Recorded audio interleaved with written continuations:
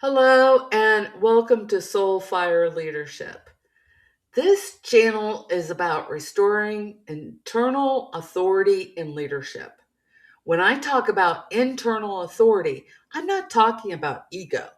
I'm talking about that moment when you leave a meeting and realize you've talked yourself out of what you knew, or when the room gets tense and you override your own read just to keep things smooth. It's about staying connected to yourself while you lead. Can I tell you something I've noticed? At senior levels, we've absorbed this idea that if you're steady, you're clear. That if you're composed, you must be coherent. That if you can hold the room, you must know exactly where you stand. And I just don't think those things are automatically the same. I see so many brilliant leaders who are incredibly steady. They regulate the room. They don't flinch when things go off the rails or blow up. They speak calmly while everyone else reacts. And everyone assumes that means everything inside matches what they're seeing. But steadiness and clarity are not identical. Sometimes steadiness is just experience. Sometimes it's skill. Sometimes it's years of learning how to absorb tension so no one else has to. And what rarely gets said out loud is that the role can start rewarding composure more than knowing where you actually stand. You can look completely anchored and still be trying to find your footing. That's the distinction I want to explore today. Most of the leaders I work with didn't set out to become the steady one. It just happened. You were capable. You handled complexity well. You didn't overreact. You could tolerate ambiguity longer than most people in the room. So naturally, more responsibility found you. Over time, composure stopped being a skill you used occasionally and started becoming part of your identity. You became the person who could steady the room, the person who could absorb the pressure, the person who didn't rattle easily. And let me be clear, that's not a flaw. It is definitely earned.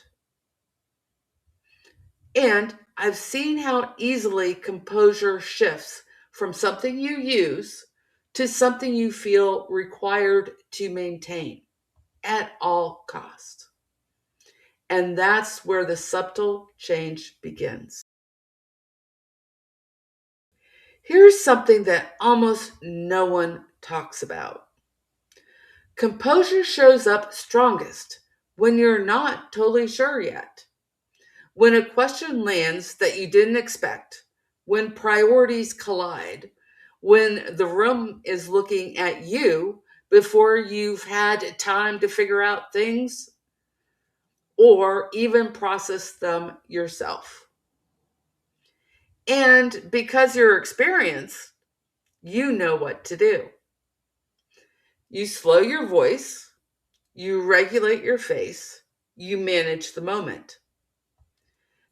That adaptation is intelligent and it works. But when it becomes automatic, something else can start getting pushed aside. I've had so many leaders say to me, I knew something felt off, but I didn't have time to follow it. That quiet internal signal, that subtle sense that something doesn't quite add up, gets overridden in favor of staying composed. The energy goes towards managing perception instead of exploring direction. And the trade off is so subtle you don't notice it at first. You're still respected, You're still capable. You're still effective. But internally, clarity starts requiring more effort. Not because you're less intelligent, but because you're managing more than you realize. This is usually the point where leaders tell me, maybe I'm just burned out, or maybe I'm losing my edge, or maybe decision fatigue is finally catching up. And I always want to say is to pause. You see, what I've noticed over time is that most of these leaders are not depleted in capacity. They've gotten really good at ignoring what their gut is telling them. They are still performing at a high level, they're still producing, still leading, still thinking strategically. And they're still leading from an old pattern that once protected them, one that required constant self management. Nothing is wrong with you. The system you've been running just hasn't been updated. And burnout isn't always about exhaustion. Sometimes it's about overriding the signals your nervous system is sending you.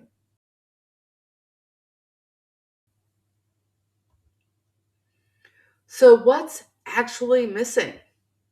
It's not confidence, it's not competence, it's not even composure. It's orientation.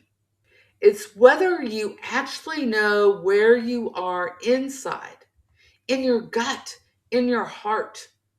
When a leader is oriented, they don't need to manufacture certainty. They allow themselves to say, I don't know yet, and I know we'll find out. And it lands as grounded, not shaky. I've watched the difference. Composure manages how things look. Orientation governs where you're going. One stabilizes the room, the other stabilizes you. And those are not the same thing. Many of the leaders I work with are extraordinary at managing disorientation. They mistake the absence of panic for the presence of clarity. They compensate with preparation, with polish, with steadiness. And again, those are strengths. But orientation asks different questions. Not, how am I coming across? But, where am I actually standing? Not, is this held together?